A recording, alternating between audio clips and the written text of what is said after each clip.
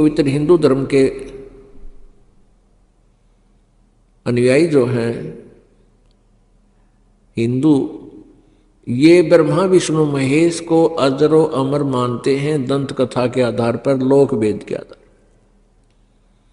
जबकि इनकी जीवनी में लिखा है कि इनका जन्म मृत्यु होता है, इनके माता पिता हैं।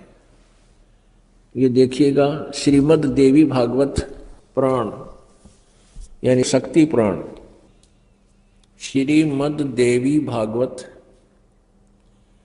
सचित्र मोटा टाइप केवल हिंदी, गीता प्रेस गोरखपुर। इसके तीसरे स्कंद में 123 पृष्ठ पे है।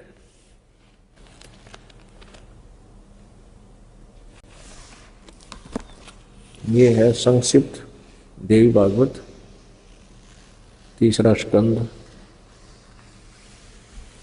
पृष्ठ 123 पृष्ठ। यहां से शुरू करते हैं। भगवान विष्णु जी अपनी माता दुर्गा की महिमा करता है और कहता तुम शुद्ध स्वरूपा हो, यह सारा संसार तुम्ही से उद्भासित हो रहा है। मैं ब्रह्मा और शंकर हम सभी तुम्हारी कृपा से विद्यमान हैं।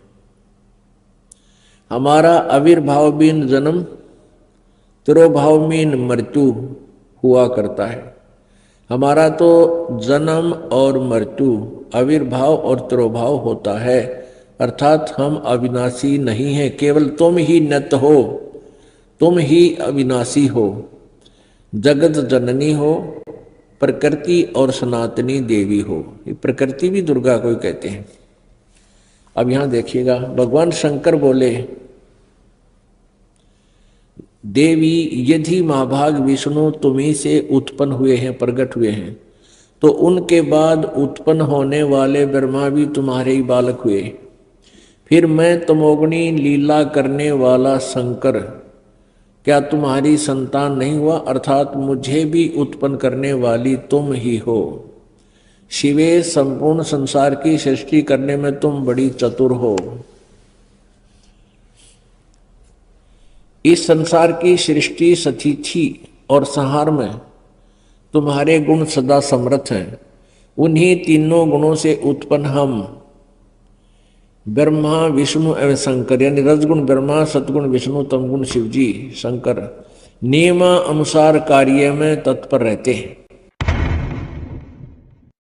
अब इस पवित्र पुराण ने तीसरे स्कंद में 123 पृष्ठ पर यह स्पष्ट कर दिया कि ब्रह्मा विष्णु महेश ये तीनों नासवान हैं और दुर्गा इनके जन्म देने वाली है, इनकी माता है, जननी है। अब देखिएगा श्री शिव पुराण, ब्रह्मा विष्णु महेश का पिता कौन है ये सिद्ध करने के लिए भगवान सदाशिव है। अर्वाचीन और प्राचीन विद्वान उन्हीं को ईश्वर कहते हैं।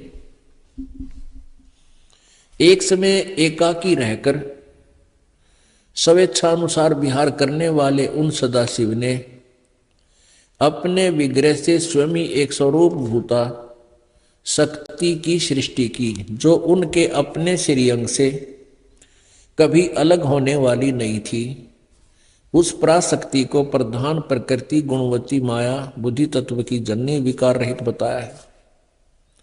अब आप जी को दास ने सृष्टि रचना सुनाई है, उसमें बताया था कि उसे अंदर से परमात्मा ने वह दुर्गा निकाली थी। और ये ज्ञान एक बार कबीर जी ने, परमेश्वर ने आकर ब्रह्मा को बताया था, लेकिन ब्रह्मा ने कुछ सुना कुछ ना सुना, काल प्रेरणा से स्वीकार नहीं किया। लेकिन वो याद से उसका थोड़ा थोड़ा वो बता रहा है। उस पराशक्ति को जो काल के अंदर से निकली थी, उस समय एकाकी रहकर स्वेच्छानुसार विहार करने वाले उन सदाशिव ने अपने विग्रह मन शरीर से स्वयं ही एक स्वरूप भूता शक्ति की सृष्टि की।